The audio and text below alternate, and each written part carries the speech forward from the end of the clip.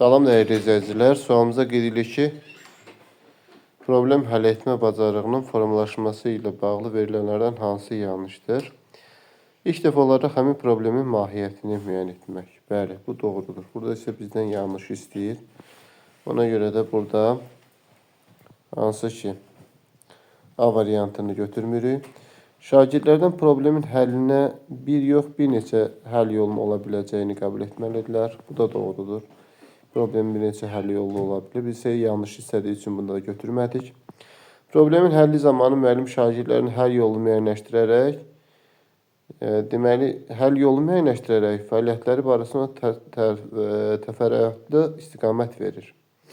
Yəni, problemin həlli zamanı şagirdlərlə həll yolu müəyyənləşdirərək, fəaliyyətləri barəsində onlara təfərrüatlı məlumatlar verir. Ətraflı məlumatlar verir. Sonra problemin həll edilməsini tapşırır. Deməli, bu yanlış olan ifadədir. Çünki müəllim əslində burada çox da elə bir köməklikdən istifadə etməməlidir. Şagirdlərə ətraflı məlumat verməməlidir. Uyğun cavabımız C variantı. Digər problemin effektiv həlli üçün fəaliyyətin planlı təşkil edilməsi, prosesdə lazım gələrsə fərqli strategiyaların istifadə edilməsi. Bu da həll yollarından biridir. Problem həll etdikdən sonra prosesin nəticəsini yoxlamaq, əldə olunan nəticənin effektivliyini dəyərləndirmək lazımdır. Doğrudur. Elə C variantı uyğun cavabımızdır.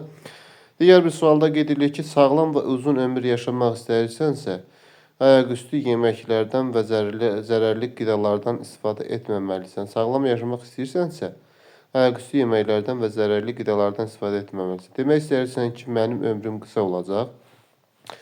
Burada yəni birinci söz ifadənin tam demək olar ki, burada dediyi tam əksinə rol oynayır. Burada isə qeyd sirkulyar arqument, çoxmənalı danışmaq, özünü bənzətmək, həddən artıq ümumiləşdirmək bu boş adam xətasıdır. Demək istəyirsən ki, mənim ömrüm qısa olacaq. Əslində sağlam yaşamağın faydalarından danışır. Digər isə deyir ki, biz sağlam yaşamırıq. Deməli elə burada doğru cavabımız boş adam xətası, yəni A variantı uyğun cavab olacaq.